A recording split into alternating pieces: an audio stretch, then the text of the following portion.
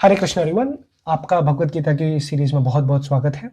आज हम डिस्कस करेंगे कि आगे दुर्योधन गुरु द्रोण से क्या वार्तालाप करते हैं। अभी तक हमने देखा कि किस तरीके से दुर्योधन गुरु द्रोण को टॉन्ट करते हुए बोल रहे हैं कि द्रुपद के पुत्र जो कि धृष्टद्युम्न है, वो धृष्टद्युम्न नाम नहीं ले रहे और द्रुपद के पुत्र बोल रहे हैं। द्रुपद के संबंध अच्छे नहीं थे गुरु द्रोण से, इसी वजह से द्रुपद के पुत्र ऐसा करके बोल रहे हैं। जो धृष्टद्युम्न है वो गुरु द्रोण के शिष्य हैं। अगर आपको ये समझने में कठिनाई है तो आप लास्ट वीडियो को देख लीजिए, वहां पे हमने किस बात को क्लियर किया है। देखिए, अब वो जो बोलने वाले हैं दुर्योधन, उसमें उनकी और डिप्लोमेसी बाहर आएगी, डिप्लोमेटिक, और वो अपना डिप्लोमेटिक नेचर बताएंगे। देखिए, अध्याय 1 श्लोक क्रमांक 4, अत्र शूर महेश्वासा भीमार्जुन समायुधि युद्धानो विराटष्टा द्रुपदष्टा महारथः। इस सेना में भीम तथा अर्जुन के समान युद्ध करने वाले अनेक वीर धनुर्धर हैं, यथा महारथी योद्धान विराट तथा द्रुपद। यहां पर ये दुर्योधन बोलना चाह रहे हैं कि भाई देखो, अपने गुरु द्रोण को बोलना चाह रहे हैं कि Dhrishtadyumna was not a big obstacle for Duryodhan. Dhrishtadyumna से तो हम निपट लेंगे, जो आपके शिष्य हैं उनसे निपट लेंगे। Although Dhrishtadyumna was very powerful, फिर भी दुर्योधन का एक कॉन्फिडेंस है कि भाई ठीक है, धृष्टद्युम्न से तो हम निपट लेंगे, बाकी लोगों का क्या करना है। तो वो एक तरीके से गुरु द्रोण को बता रहे हैं कि सामने वाली सेना में कौन कौन है, आप तैयार हो जाइए। सामने वाली सेना में बहुत अच्छे अच्छे लोग बैठे हुए हैं, बहुत शक्तिशाली लोग लड़ने के लिए आए हुए हैं। तो किन किन का नाम ले रहे हैं वो? योद्धान, विराट और द्रुपद। इनका कंपैरिजन वो अर्जुन और भीम की शक्ति से कर रहे हैं। क्यों कर रहे हैं?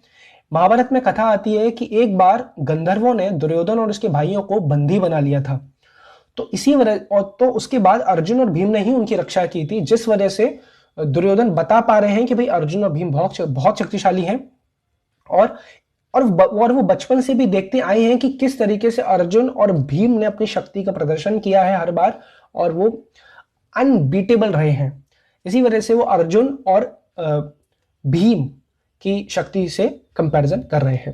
तो योद्धान को कंपैरिजन किया है, योद्धान विराट और द्रुपद। तो जो योद्धान है उनको सात्यकी बोला जाता है। सात्यकी, उनका नाम एक सात्यकी भी है, और वो सात्यका के पुत्र हैं। सात्यकी कौन है? चीफ 10 ऑफ नारायणी सेना। आप समझ लीजिए कि नारायणी सेना के जो एक योद्धा है, एक मुख्य योद्धा है नारायणी सेना के, जो भगवान की नारायणी सेना है।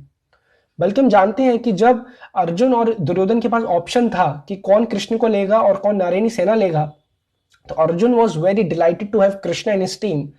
अर्जुन को तो बहुत प्रसन्नता थी कि भगवान श्री कृष्ण उनकी टीम में आ गए, बट दुर्योधन को तो नारायणी सेना चाहिए थी। फिर भी जो सात्यकी थे वो भगवान कृष्ण के भक्त थे, और सात्यकी अर्जुन के भी शिष्य हैं। ये समझ लीजिए, सात्यकी अर्जुन से ही सीखे हैं सब कुछ, अर्जुन से ही धनुर्विद्या सीखे हैं। इसी वजह से उन्होंने डिसाइड किया कि मैं दुर्योधन की तरफ से नहीं लड़ूंगा, मैं अर्जुन की तरफ से लड़ूंगा, पांडवों की तरफ से लड़ूंगा। इसी वजह से उनकी शक्ति को अर्जुन से कंपैरिजन किया जा रहा है, क्योंकि वो अर्जुन के ही शिष्य हैं। उन्होंने सारे स्किल, धनुर्विद्या की सारी जो विज्ञान है, ज्ञान है, वो सब कुछ अर्जुन से लिया है। ठीक है। और ये माना जाता है कि जब राजा को कैप्चर कर लिया जाता है या फिर राजा को बंदी बना लिया जाता है तो युद्ध समाप्त हो जाता है। ये हमने और भी गेम्स में देखा है ना, जैसे चेस में देखा है कि राजा समाप्त, गेम खत्म।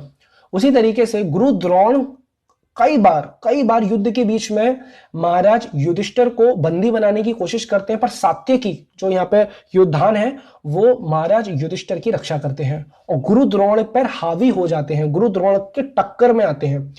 ये बात गुरु द्रोण जानते हैं और ये बात दुर्योधन भी जानते हैं कि गुरु द्रोण से कोई जीत नहीं सकता, उनकी बराबर भी नहीं रह सकता। Guru Drona was very powerful. Arjun को छोड़ के Arjun was the only person जो गुरु द्रोण की टक्कर में रह सकते हैं। इसी वजह से वो योद्धान को यहाँ पे अर्जुन के कंपैरिजन में बता रहे हैं कि भाई योद्धान भी कोई छोटे मोटे योद्धा नहीं है, ये भी आपके टक्कर में रह सकते हैं, आपको इनका भी ध्यान रखना है। इस तरीके से आगे वो विराट का नाम ले रहे हैं। विराट वहां के राजा हैं जहां पर पांडवों ने एग्जाइल के 13वें वर्ष, एग्जाइल मतलब होता है वनवास, जब उनको वनवास हुआ था 13 वर्ष का और 1 साल का अज्ञातवास, इनकॉग्रेटो मिला था 13वें वर्ष में। जब 13वें वर्ष का उनका अज्ञातवास था, तो उस 1 साल के लिए वो विराट राज्य में रुके थे, जहां पे विराट वहां के राजा हैं, वहां पे रुके थे। इसलिए वजह से वो विराट को कंपैरिजन कर रहे हैं कि भाई विराट भी बहुत शक्तिशाली है। आगे द्रुपद, द्रुपद का नाम इसलिए लिया गया है क्योंकि द्रुपद गुरु द्रोण के से अनबन चल रही है। द्रुपद वाज लाइक बहुत फेवरेबल नहीं रहे हैं गुरु द्रोण के, और दोनों में अनबन है। महाभारत में कथा आती है कि क्यों अनबन है, तो वो दोनों में उनकी अनबन है। इसी वजह से द्रुपद को भी वो यहाँ पे रख रहे हैं कि भाई द्रुपद, विराट और जो युद्धान है, जो सात्यकी हैं, तीनों भीम और अर्जुन के समान ही शक्तिशाली हैं, और इनका आपको ध्यान रखना है क्योंकि इनका कहीं ना कहीं पर्सनली गुरु द्रोण को सामना करना है। तो इनका वो एक तरीके से इनको पहले मेंशन कर रहे हैं कि पहले उन्होंने धृष्टद्युम्न को मेंशन कर दिया, अब उन्होंने इन 3 योद्धाओं को भी मेंशन कर दिया। ठीक है, तो भगवत गीता में अभी वो आगे और भी बताएंगे कि और सामने वाली आर्मी में कौन है और अपनी आर्मी में कौन कौन है। अभी बहुत सारा डिस्कशन भगवत गीता में आने वाला है जो बहुत इंटरेस्टिंग होगा और बहुत ज्यादा कह सकते हैं कि साइंटिफिक भी होगा, है ना। तो we are gonna discuss all the topics of the Gita in the upcoming videos. So please stay connected with the video and the channel.